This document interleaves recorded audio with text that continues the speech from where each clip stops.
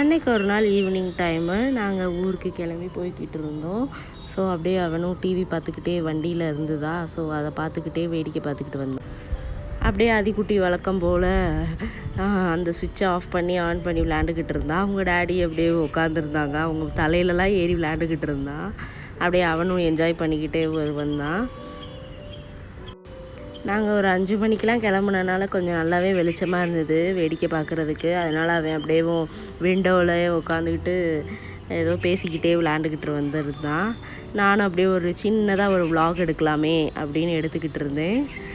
ஆனால் மல்லாக்கா பார்த்துக்கிட்டு விட்டத்தை பார்க்குறது ஒரு நல்ல சுகமாக தான் இருந்தது. நான் அப்படியே படுத்துக்கிட்டேவும் மேலே பார்த்து வீடியோ எடுத்துக்கிட்டு இருந்தேன்.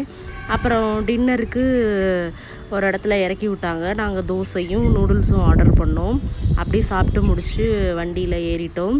இவன் அப்படியே வழக்கம் போல் ஒரு 9 ஆயிடுச்சா, அதனால் அவன் அப்படியே விளையாண்டுக்கிட்டே தான் இருந்தான். நாங்கள் அப்படியே ரீச் ஆகிட்டோம் வீட்டுக்கும். அப்படியே இவரோட யூஷுவல் டியூட்டியான சைக்கிளையும் ஓட்டிக்கிட்டு இருந்தான். நானும் இவனோட கொஞ்சம் நேரம் இன்ட்ராக்ட் பண்ணிக்கிட்டு விளையாண்டுக்கிட்டு இருந்தேன்.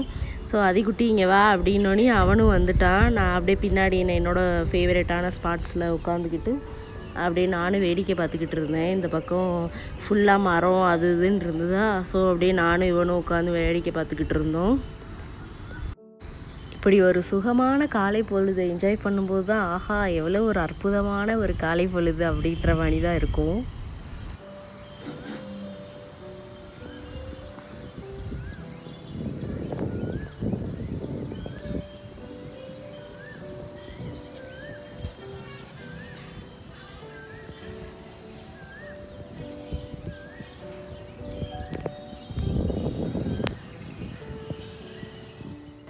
அப்படியே அதிக்குட்டியும் கிச்சனில் உட்கார வச்சுட்டு தோசை ஊற்ற ஆரம்பிச்சிட்டாங்க எங்கள் அத்தை. ஸோ தோசை மருமகளுக்கு தான். ஸோ முருகலாக ஒரு தோசை எனக்கு.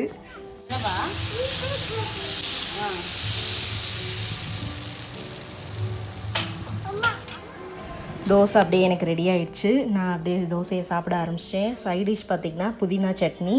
ஸோ அதை சாப்பிட்டுக்கிட்டு இருக்கும்போதே அதிக்குட்டியும் வந்துட்டார். அவனுக்கும் அப்படியே ஊட்டி விட்டேன். ஸோ ஓகே, இந்த வீடியோ உங்களுக்கு பிடிச்சிருந்தா லைக் பண்ணுங்கள்.